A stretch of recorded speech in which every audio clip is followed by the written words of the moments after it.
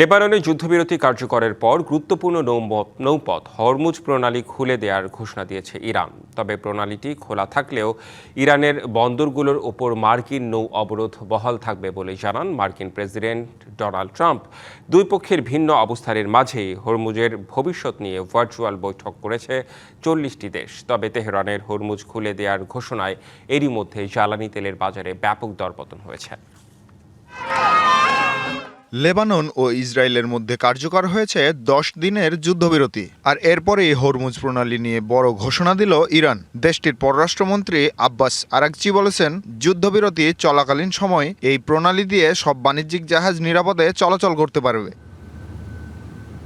তবে তেহরান প্রণালী উন্মুক্ত করার কথা বললেও এখনই ইরানের ওপর নৌ অবরোধ তুলছে না যুক্তরাষ্ট্র। মার্কিন প্রেসিডেন্ট ডোনাল্ড ট্রাম্প জানিয়েছেন, হরমুজ প্রণালী বৈশ্বিক বাণিজ্যের জন্য প্রস্তুত, তবে তেহরানের সাথে হিসাব নিকাশ এখনও বাকি। লিলি আল্ট্রাসফট সিরাম জেল, যা গভীর থেকে স্কিনে দেয় 3 গুণ সিরাম হাইড্রেশন। সিরাম জেল হাইড্রেশনে ব্রাইট থাকো সব সিজনে। অন্যদিকে যুদ্ধবিরতি কার্যকর হলেও লেবানন থেকে লোহিত সাগর পুরো অঞ্চলে সংঘাতের চিরস্থায়ী অবসান চায় ইরান। এই অঞ্চলে অস্থিতিশীলতা সৃষ্টি এবং বিশ্ব বাণিজ্যে নেতিবাচক প্রভাব ফেলার জন্য যুক্তরাষ্ট্র ও ইসরায়েলকে দায়ী করছে তেহরান। ইরান ও যুক্তরাষ্ট্রের এমন মুখোমুখি অবস্থানের মাঝেই হরমুজ প্রণালী নিয়ে তৎপর আন্তর্জাতিক সম্প্রদায়ও। বৈশ্বিক বাণিজ্যের জন্য অত্যন্ত গুরুত্বপূর্ণ এ নৌপথটি পুনরায় চালুর প্রচেষ্টায় যুক্তরাজ্য ও ফ্রান্সের নেতৃত্বে ভার্চুয়াল বৈঠকে অংশ নিচ্ছে 40টি দেশ।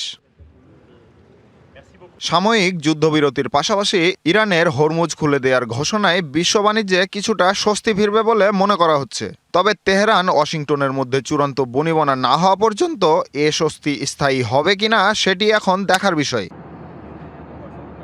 সামিউল ইসলাম, ডিবিসি নিউজ ডেস্ক।